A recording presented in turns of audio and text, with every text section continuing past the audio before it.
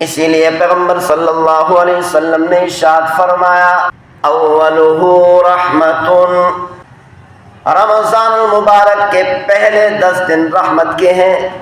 رمضان المبارک کے پہلے 10 دنوں کے اندر اللہ کی رحمتیں اور برکات نازل ہوتی ہیں۔ وَأَوْسَطُهُ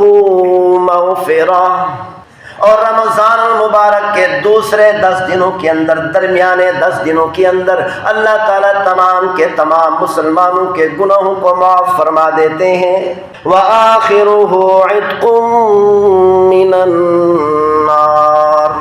پیغمبر صلی اللہ علیہ وسلم نے ارشاد فرمایا رمضان مبارک کے آخری 10 دنوں کے اندر اللہ تعالیٰ تمام مسلمانوں کو، توبہ کرنے والوں کو، استغفار کرنے والوں کو، روزے رکھنے والوں کو، عبادات کرنے والوں کو، نمازیں پڑھنے والوں کو، تراویح ادا کرنے والوں کو، قرآن مجید فرقان حمید کی تلاوت کرنے والوں کو جہنم سے آزادی عطا فرماتے ہیں۔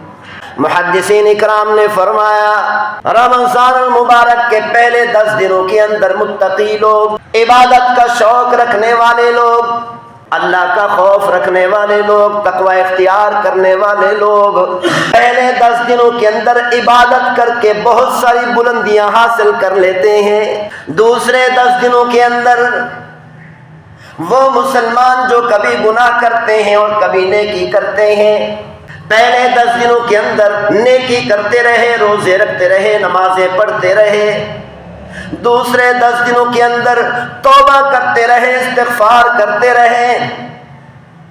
اللہ تعالیٰ ان مسلمانوں کو بھی بخش دیتے ہیں، سارے کے سارے گناہوں کو معاف فرما دیتے ہیں۔ اور رمضان المبارک کے آخری 10 دنوں کے اندر وہ لوگ جو سب سے بڑے گناہگار ہوتے ہیں، نیکی کے قریب نہیں آتے،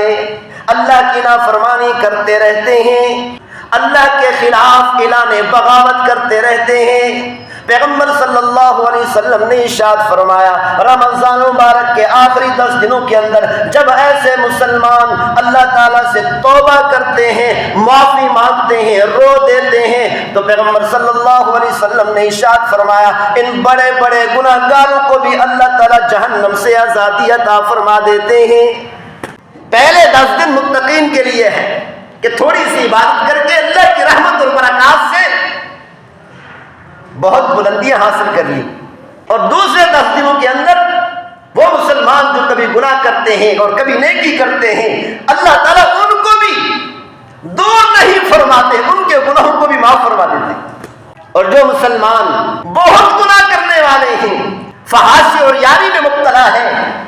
نیکی کے قریب نہیں آتے، رمضان مبارک کے آخری 10 دنوں کے اندر انہوں نے توبہ کر لی، پیغمبر صلی اللہ علیہ وسلم نے فرمایا ایسے بڑے بڑے گناہگاروں کو بھی اللہ تعالیٰ دور نہیں فرماتے، بلکہ ان کو بھی جہنم سے آزادی عطا فرما دیتے۔